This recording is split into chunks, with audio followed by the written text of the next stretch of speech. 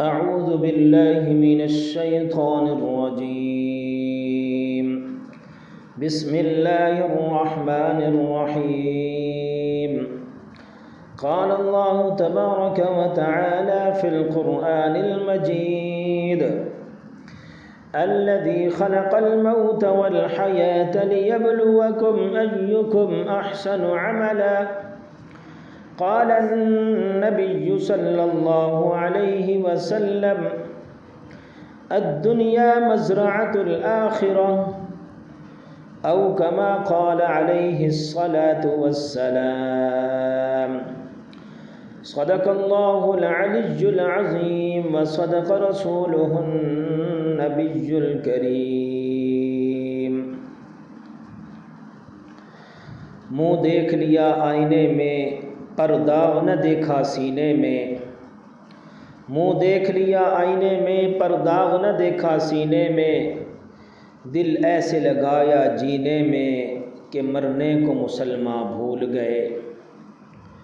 برادران اسلام، میں نے آپ کے سامنے قرآن پاک سے ایک آیت اور ایک حدیث مبارکہ آپ کے سامنے پڑھی ہے. اللہ نے قرآن کے اندر یہ بات ارشاد فرمائی: الذی خلق الموت والحیاۃ لیبلوکم ایکم احسن عملا. اس رب نے موت اور زندگی اس لیے پیدا کی تاکہ وہ تمہیں آزمائے کہ تم میں سے اچھے اعمال کون کرتا ہے. یہ زندگی اللہ نے اس لیے عطا فرمائی ہے، یہ دنیا کی زندگی، تاکہ وہ آزمائے کہ اس زندگی کا صحیح استعمال کون کرتا ہے.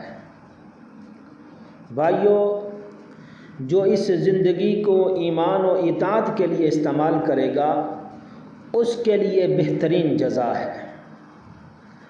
برادران اسلام، دنیا کے اندر جو بندہ حق کو دیکھنے، حق کو سمجھنے اور حق کو قبول کرنے سے محروم رہا، وہ آخرت میں اندھا اٹھایا جائے گا اور رب کے خصوصی فضل و کرم سے محروم رہے گا. بھائیو، اللہ نے ایک اور جگہ قرآن پاک کے اندر ارشاد فرمایا: وَمَنْ كَانَ فِي هَذِهِ أَعْمَى فَهُوَ فِي الْآخِرَةِ أَعْمَى وَأَضَلُّ سَبِيلًا. اللہ نے فرمایا کہ جو اس دنیا میں اندھا رہا وہ کل قیامت والے دن بھی اندھا اٹھایا جائے گا اور یہ بدترین بھٹکا ہوا انسان ہوگا. دنیا میں اندھا رہنے سے کیا مراد ہے؟ دنیا میں اندھا رہنے سے مراد یہ ہے کہ اس نے دنیا میں مقصد زندگی کو ہی نہ سمجھا. یہ زندگی کس کے لیے عطا کی گئی ہے؟ یہ 60-70 سال کی زندگی کیوں عطا کی گئی ہے؟ انسان دنیا کی زندگی کی منصوبہ بندی تو کرتا ہے لیکن آخرت کے بارے میں نہیں سوچتا.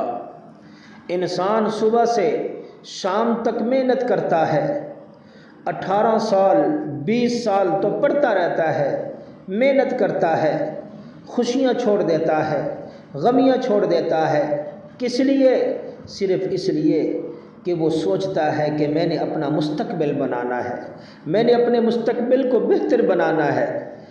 20 سال میں اس نے اپنا مستقبل بنایا، 10 سال 15 سال میں اس نے اپنا کاروبار سیدھا کیا اور 50-55 سال کی عمر میں وہ وفات پا جاتا ہے. اب دیکھو کہ 35 سال اس نے لگا دیے کس کے لیے؟ اپنے 20 سال کے لیے، اپنے 20 سال کے مستقبل کے لیے. کسی کا 20 سال کا مستقبل ہوگا، کسی کا 30 سال کا مستقبل ہوگا، لیکن افسوس کی بات یہ ہے کہ اس مستقبل کو بھول گیا جس کا ایک دن 50,000 سال کا ہے. ایسا تو وہ بندہ کرتا ہے نا جس کا آخرت پر یقین نہیں ہوتا. ہمارا تو یقین ہے نا. اس لیے اللہ کے نبی صلی اللہ علیہ وسلم نے فرمایا کہ الدنیا مزرعۃ الآخرہ، یہ دنیا آخرت کی کھیتی ہے، جو کچھ ہے وہ بانٹیں بانٹنے کا مطلب صرف پیسے نہیں ہوتا، علم ہے، خوشیاں ہیں، دولت ہے۔ علم بانٹیں، خوشیاں بانٹیں، دولت بانٹیں۔ بھائیو دوستو، آخر میں یہ کہنا چاہتا ہوں، جب آپ بانٹنا شروع کر دیں گے تو آپ کا رب آپ کو عطا کرنا شروع کر دے گا۔ اللہ سے دعا ہے اللہ ہم سب کو آخرت کی فکر کرنے کی توفیق عطا فرمائے، آخرت کی تیاری کرنے کی توفیق عطا فرمائے۔ وآخر دعوانا الحمد للہ رب العالمین۔